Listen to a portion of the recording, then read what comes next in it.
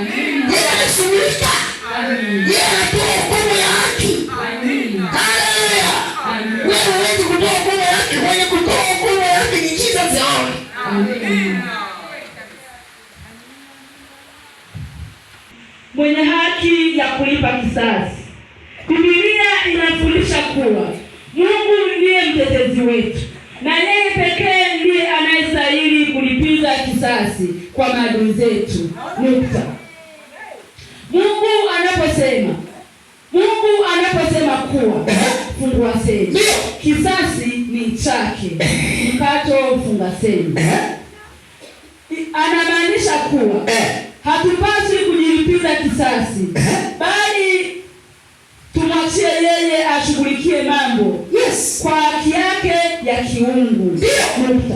Cha kushangaza, kuna watu wapo hapa ambao ukiwatajia watesi wao huwa wanachanganyikiwa na kutaka kufanya mambo ya kimwili. Nukta. Kitabu cha Warumi sura ya 12 na mstari wa 19. Roho Mtakatifu atufunulie maandiko. Amina. Alama za fungua semi. Wapenzi, mkato. Msijilipize kisasi, mkato. Bali ipisheni ghadhabu ya Mungu, nukta, mkato.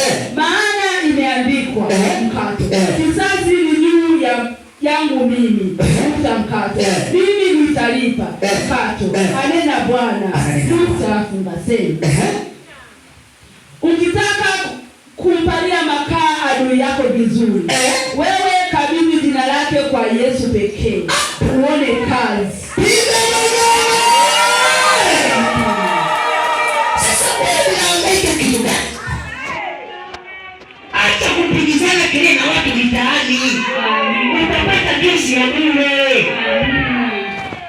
Ukishajulishwa adui yako, mwachie Jesus amshughulikie. Unamwachaji Jesus piga magoti. Tafuta jina lake, mwambie Jesus wewe jamaa ananisumbua. Jesus hata kuchelewesha. Hata kama mseme amina. Haleluya. Haleluya. Tuache Yesu afanye kazi yake. Amen. Yeye ndiye mtu wa hukumu ya haki. Wewe hauna uwezo. Mwambie yeye mama. Mwambie Jesus wewe baba.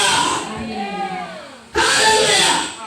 Kuna watu wakati ufanikiwe, ukishaambiwa jina lake, wewe usipige kelele. Ukishaambiwa acha kelele.